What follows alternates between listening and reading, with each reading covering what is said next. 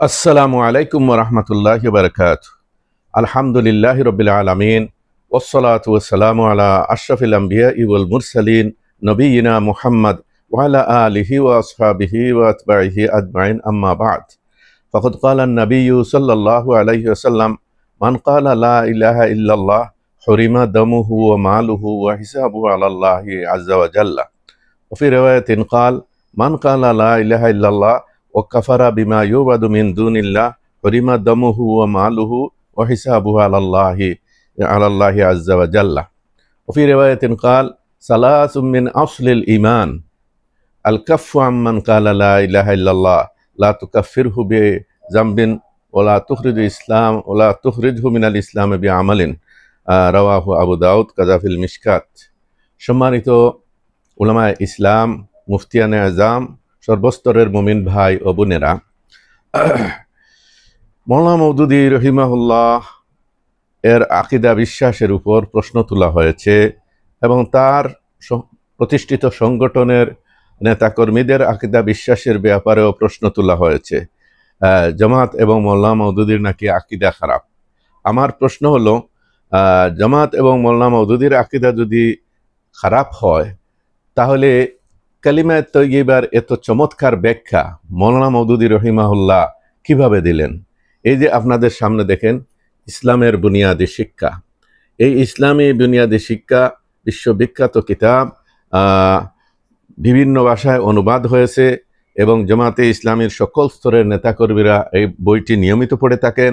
আপনাদের সামনে আমি ইসলামের মূল বাণী, ইসলামে প্রবেশের দ্বার এবং জান্নাতে যাওয়ার চাবিকাঠি, সেই লা ইলাহা ইল্লাল্লাহ সম্পর্কে মাওলানা মওদুদী রহিমাহুল্লাহ কি বলছেন এবং জামাতে ইসলামীর নেতাকর্মীরা এই জিনিস পড়ে তাদের মন মগজে, চিন্তা চেতনায় কি জাগ্রত রেখেছেন এবং আপনাদের সামনে এটা তুলে ধরতে চাই।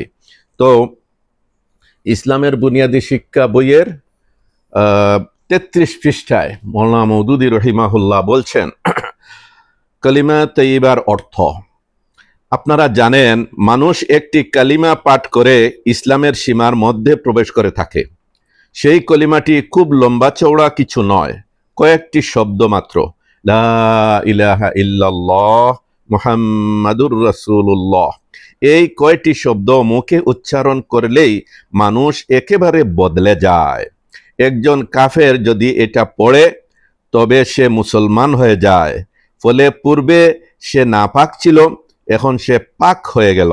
পূর্বে তার উপর আল্লাহর গজব আসতে পারত, কিন্তু এখন সে আল্লাহর প্রিয় বান্দা হয়ে গেল। প্রথমে সে জাহান্নামে যাওয়ার যোগ্য ছিল, এখন জান্নাতের দুয়ার তার জন্য খুলে গেল। শুধু এতটুকুই নয়, এই কালিমার দরুন মানুষেও বড় পার্থক্য হয়ে পড়ে। এই কালিমা যারা পড়ে তারা এক উম্মত, আর যারা এটা অস্বীকার করে তারা হয় আলাদা এক জাতি। পিতা যদি কালিমা পড়ে আর পুত্র যদি তা অস্বীকার করে তবে পিতা আর পিতা থাকবে না, পুত্র আর পুত্র বলে গণ্য হবে না। পিতার সম্পত্তি হতে সেই পুত্র কোনো অংশই পাবে না। তার নিজের মা ও বোন পর্যন্ত তাকে দেখা দিতে ঘৃণা করবে। পক্ষান্তরে একজন বিধর্মী যদি কলিমা পড়ে আর ওই ঘরের মেয়ে বিয়ে করে তবে সে এবং তার সন্তান ওই ঘর হতে মিরাস পাবে, কিন্তু নিজ উরসজাত সন্তান শুধু এই কলিমাকে অস্বীকার করার কারণেই একেবারে পর হয়ে যাবে। এটার দ্বারা বুঝতে পারা যায় যে এই কলিমা এমন জিনিস যা পর লোককে আপন করে একত্রে মিলিয়ে দেয় আর আপন লোককে পর করে পরস্পরের সম্পর্ক ছিন্ন করে দেয়। সুবহানাল্লাহ। আপনারা এই জন্য পড়েছেন ইব্রাহিম আলাইহিস সালাম একজন একনিষ্ঠ তৌহিদবাদী আল্লাহর প্রিয় রাসূল ছিলেন, কিন্তু ওনার পিতা আজর তিনি মূর্তি পূজক ছিলেন। একই পরিবারের সদস্য হওয়া সত্ত্বেও একজন আল্লাহর প্রিয় পাত্র আর একজন আল্লাহর দুশমন। ঠিক তেমনিভাবে নূহ আলাইহিস সালাম এবং কেনানের সম্পর্ক।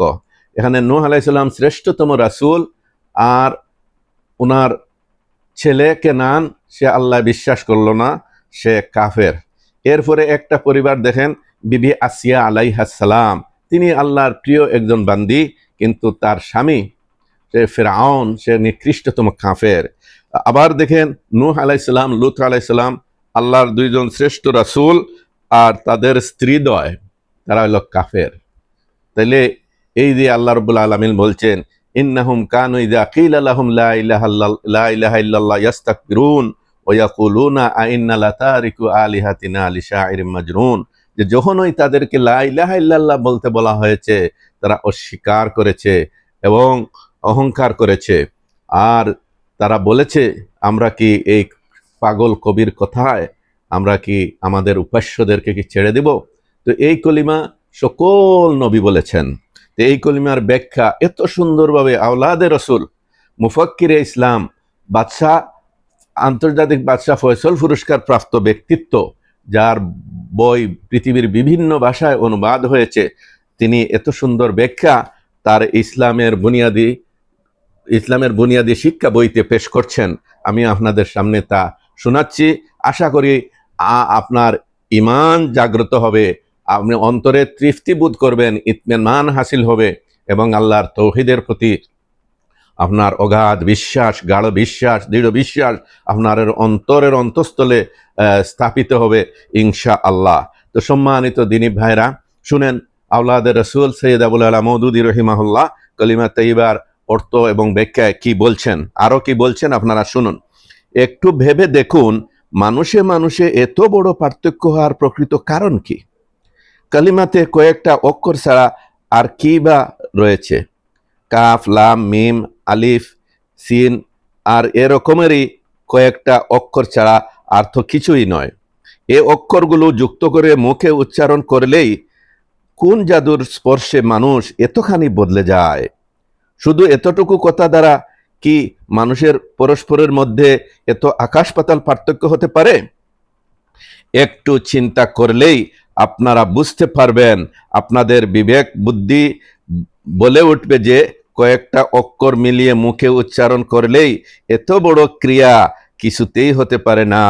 মূর্তি পূজক মুশরিকগণ অবশ্য মনে করে যে একটা মন্ত্র পড়লেই পাহাড় টলে যাবে, জমিন ফেটে যাবে এবং তা হতে পানি উতলে উঠবে।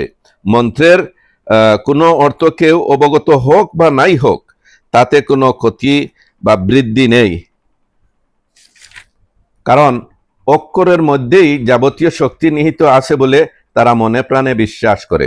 কাজেই তা মুখে উচ্চারিত হলেই সকল রহস্যের দুয়ার খুলে যাবে। কিন্তু ইসলামে এরূপ ধারণার কোনোই মূল্য নেই। এখানে আসল জিনিস হচ্ছে গিয়া অর্থ। শব্দের মধ্যে যা কিছু ক্রিয়া বা তাসির আছে তা অর্থের দরুনই হয়ে থাকে। শব্দের কোনো অর্থ না হলে তা মনের মূলের সাথে গেথে না গেলে এবং তার ফলে মানুষের চিন্তাধারা, বিশ্বাস, চরিত্র ও তার কাজকর্মে পরিবর্তন না ঘটলে শুধু শব্দের উচ্চারণ করলেই কোনো লাভ নেই। একথাটি সহজ উদাহরণ দ্বারা আপনাদেরকে বুঝাতে চাই। মনে করুন আপনার ভয়ানক শীত লাগছে। এখন আপনি যদি মুখে লেপ তুষক করে চিৎকার করতে শুরু করেন, তবে শীত লাগা কিছুমাত্র কমবে না। সারা রাত বসে লেপ তুষক বলে হাজার তাসবিহ পড়লেও কোনো ফলবে না। অবশ্য আপনি লেপ তুষক জোগাড় করে যদি গায়ে দিতে পারেন, তবে শীত লাগা নিশ্চয়ই বন্ধ হয়ে যাবে। এরূপে মনে করুন আপনার তৃষ্ণা লেগেছে। এখন যদি আপনি সকাল হতে সন্ধ্যা পর্যন্ত পানি পানি করে চিৎকার করতে থাকেন, তবে তাতে পিপাসা মিটবে না। কিন্তু এক গ্লাস পানি নিয়ে যদি পান করেন, তবে আপনার কলিজা অবশ্যই ঠান্ডা হবে। মনে করুন আপনার অসুখ হয়েছে। এখন যদি আপনি ঔষধ করে তাসবিহ পাঠ শুরু করেন, আপনার রোগ তাতে দূর হবে না। হ্যাঁ, যদি ঠিক ঔষধ খরিদ করে তা সেবন করেন, তবে আপনার রোগ আল্লাহ চাহে তো সেরে যাবে।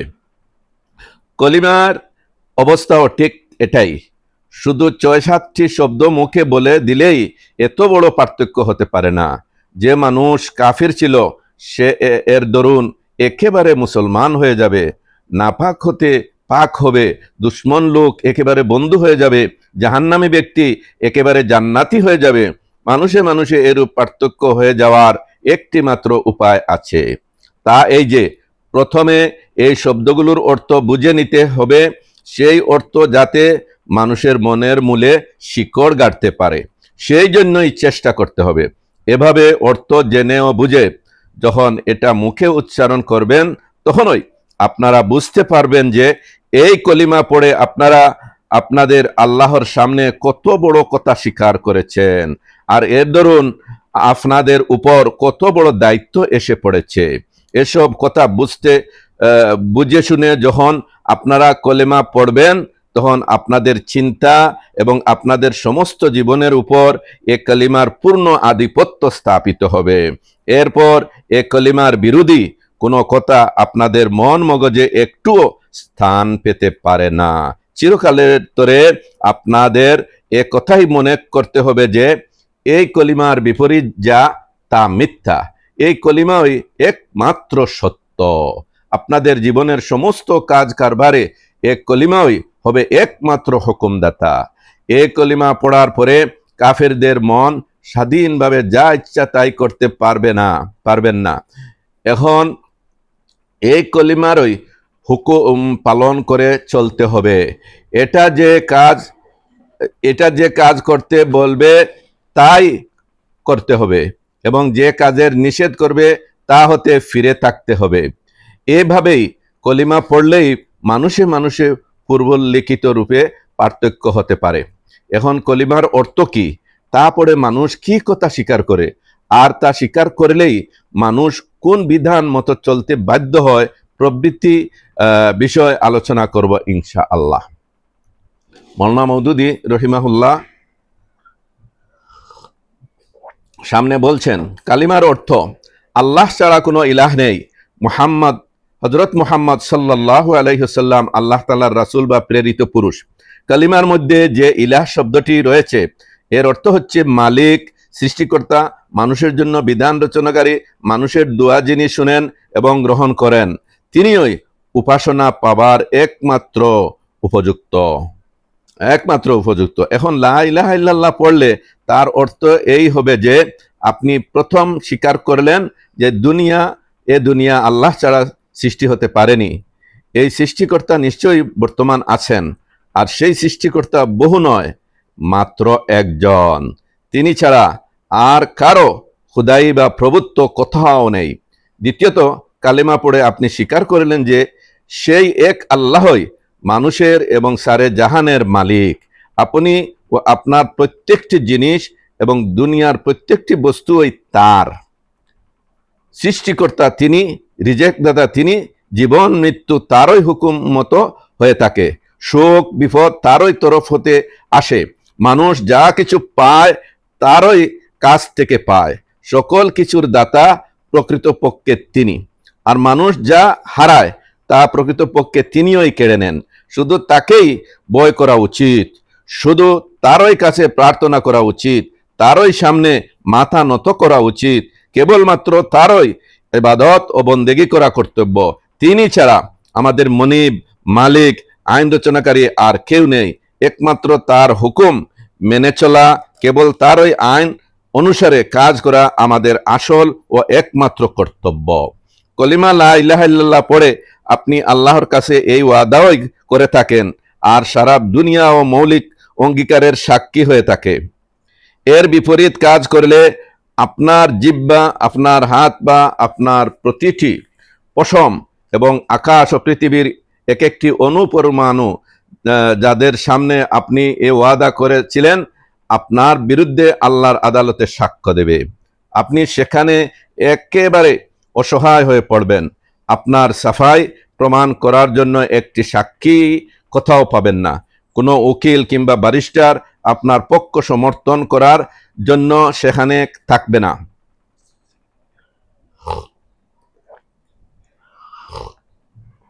বরং স্বয়ং উকিল সাহেব কিংবা ব্যারিস্টার সাহেব দুনিয়ার আদালতে যারা আইনের মারপেচ খেলে থাকে, তারা সকলেই সেখানে আপনারই মতো নিতান্ত অসহায় অবস্থায় পড়ে যাবে।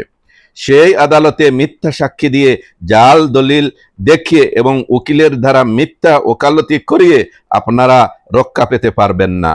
দুনিয়ার পুলিশের চোখ হতে আপনারা নিজেদের অপরাধ লুকাতে পারেন, কিন্তু আল্লাহর পুলিশের চোখ হতে তা গোপন করা সম্ভব নয়। দুনিয়ার পুলিশ ঘুষ খেতে পারে, আল্লাহর পুলিশ কখনো ঘুষ খায় না। দুনিয়ার সাক্ষী মিথ্যা বলতে পারে, আল্লাহর সাক্ষী সকলেই সত্যবাদী, তারা মিথ্যা বলে না। দুনিয়ার বিচারকেরা অবিচার করতে পারে, কিন্তু আল্লাহ তাআলা অবিচারক নন। তারপর আল্লাহ যে জেলখানায় পাপীদেরকে বন্দী করবেন, সেখান হতে পলায়ন করা কোনো মতেই সম্ভব নয়। কাজেই আল্লাহর সাথে মিথ্যা ওয়াদা করা বড় আহাম্মকি এবং সবচেয়ে বেওকুফি, সন্দেহ নেই। যখন আল্লাহর সামনে ওয়াদা করছেন, তখন খুব ভালো করে বুঝে শুনে করুন এবং তা পালন করার চেষ্টা করুন। নতুবা শুধু মুখে ওয়াদা করতে আপনাকে কেউ জবরদস্তি করছে না, কারণ মুখে শুধু স্বীকার করার কোনো মূল্যই নেই। লা ইলাহা ইল্লাল্লাহ বলার পর বলতে হয় মুহাম্মদুর রাসূলুল্লাহ। এর অর্থ এই যে হযরত মুহাম্মদ সাল্লাল্লাহু আলাইহি সাল্লাম এর মধ্যস্থতায় আল্লাহ তাআলা তার আইন মানুষের কাছে পাঠিয়েছেন। একথা আপনারা স্বীকার করেছেন। আল্লাহকে নিজেদের মনিব, মালিক, বাদশাহ স্বীকার করার পর একথা অবগত হওয়ার একান্ত দরকার ছিল যে সেই বাদশাহে তো দুজাহানের আইন এবং হুকুম কি, আপনারা কোন কাজ করলে তিনি খুশি হবেন আর কোন কাজে করলে তিনি অসন্তুষ্ট হবেন, এবং কোন আইন অনুসরণ করলে তিনি আমাদের ক্ষমা করবেন আর কোন আইনের বিরোধিতা করলে তিনি আমাদেরকে শাস্তি দেবেন, এসব জানার জন্য আল্লাহ তাআলা হযরত মুহাম্মদ সাল্লাল্লাহু আলাইহি ওয়াসাল্লামকে তার দূত নির্দিষ্ট করেছেন। তার মধ্যস্থতায় তিনি আমাদের প্রতি তার কিতাব পাঠিয়েছেন এবং হযরত মুহাম্মদ সাল্লাল্লাহু আলাইহি ওয়াসাল্লাম আল্লাহর হুকুম মতো কি রূপে জীবন যাপন করতে হয় তা বাস্তব ক্ষেত্রে দেখিয়েছেন।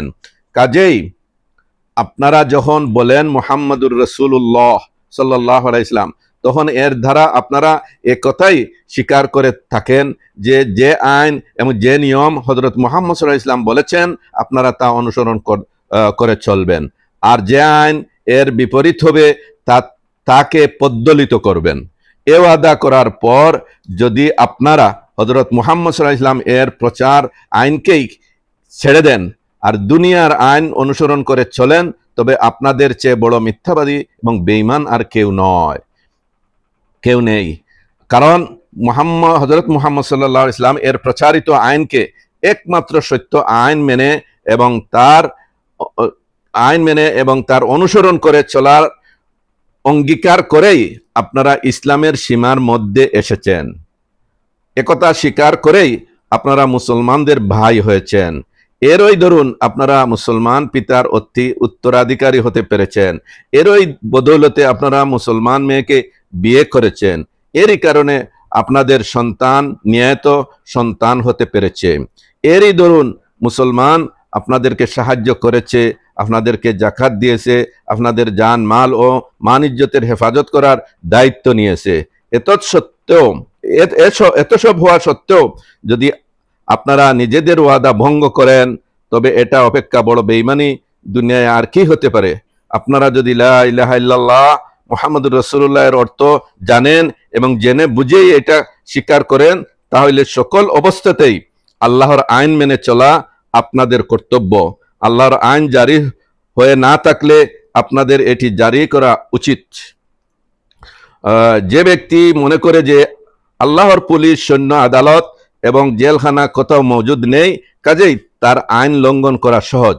আর গভর্নমেন্টের পুলিশ, ফৌজ, আদালত, জেলখানা চারদিকে বর্তমান আছে, কাজেই তার আইন ভঙ্গ করা বড়ই মুশকিল।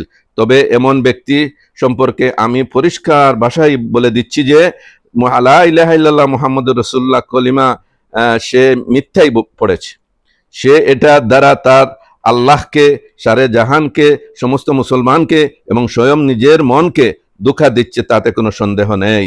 সম্মানিত দিনী ভাইরা, সম্মানিত উলামা ইসলাম, এই যে আল্লাহর বান্দা আওলাদে রসুল সৈয়দ আবুল আলা মওদুদী রহিমাহুল্লাহ, বাদশাহ ফয়সল, আন্তর্জাতিক বাদশাহ ফয়সল পুরস্কার প্রাপ্ত ব্যক্তিত্ব, তার এই তো লেখনী, তার এই বক্তৃতার মাধ্যমে ইসলামের সৌন্দর্য, তাওহীদের সৌন্দর্য, ইসলামের বাস্তব রূপ জীবন ব্যবস্থা তুলে ধরার কারণেই তিনি তো পুরস্কার প্রাপ্ত হয়েছিলেন এবং তার অধিকাংশ বই পৃথিবীর বিভিন্ন ভাষায় অনুবাদ করা হয়েছে এবং মুসলিম ও মুসলিম পাঠ করে উপকৃত হচ্ছেন এবং অসংখ্য অমুসলিম মুসলমানও হয়েছেন। সুবহানাল্লাহিল আযীম। এই জন্য আপনাদের সামনে আমি এখন ইসলামের বুনিয়াদী শিক্ষা বই থেকে চুম্বক কলিমা তয়্যিবা লা ইলাহা ইল্লাল্লাহ এর মর্ম ব্যাখ্যা তুলে ধরছি। এই কলিমা পড়ে আমাদের প্রত্যেকের ইমানি দায়িত্ব কর্তব্য কি দাঁড়ায় তাও বলে দিয়েছি। অতএব এই ধরনের আকীদা বিশ্বাস যারা পোষণ করে, কলিমা তয়্যিবার এইরকম ব্যাখ্যা যারা দেয় এবং তা গ্রহণ করে, তাদের ব্যাপারে এটা বলা যে তাদের আকীদা খারাপ, তারা ইসলাম লুট করবে ক্ষমতায় গেলে, তারা ইমান লুট করবে ক্ষমতায় গেলে, এই ধরনের মিথ্যাচার এটা মোটেও কাম্য নয়। এক শ্রেণীর মুফতিরা তো এরকম ফতোয়াবাদী করবেই, এটা সমসাময়িকরা হিংসাবশত এগুলা করে থাকে। আল্লাহ রাসূল সাল্লাল্লাহু আলাইহি ওয়াসাল্লাম বলছেন, লা তাজালুন নাস বিখাইরিন মা লাম ইয়াতাহাসাদু, মানুষ সবসময় ভালো থাকবে, ভালো অবস্থা থাকবে, তাদের অবস্থা ভালো হবে যতক্ষণ তারা পরস্পরকে হিংসা না করবে। তো এই যে হিংসা, আল্লাহ রাসূল বললেন, লা ইয়াস্তামিল ঈমান ফি কলবি আবদিন, লা ইয়াস্তামিল ফি কলবি আবদিন আল ঈমান ওয়াল হাসাদ, যে কোনো বান্দার অন্তরে হিংসার ঈমান একত্রিত হইতে পারে না।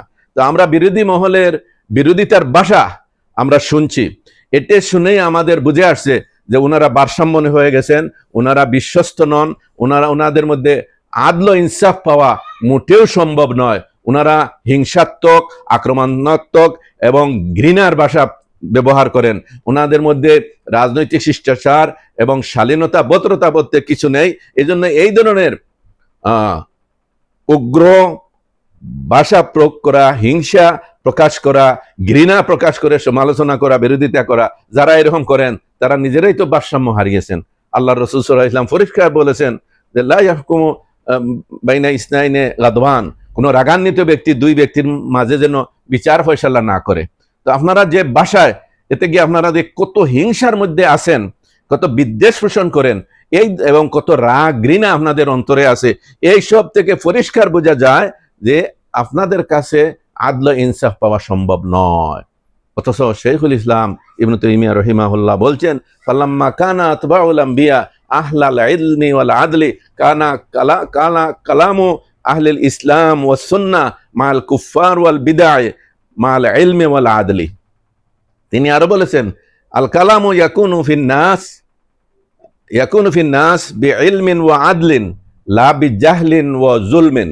এই জন্য আমরা বলবো যে মানুষের মাঝে আপনারা যে কথা বলেন এটা ইনসাফের সাথে, জ্ঞানের সাথে কথা বলবেন, হিংসা বিদ্বেষ ছড়াবেন না।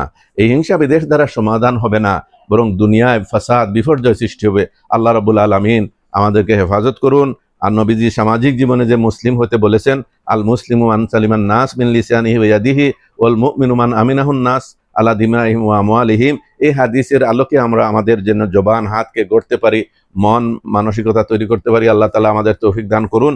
আসসালামু আলাইকুম ওয়া রাহমাতুল্লাহি ওয়া বারাকাতুহু ওয়া মাগফিরাতুহু।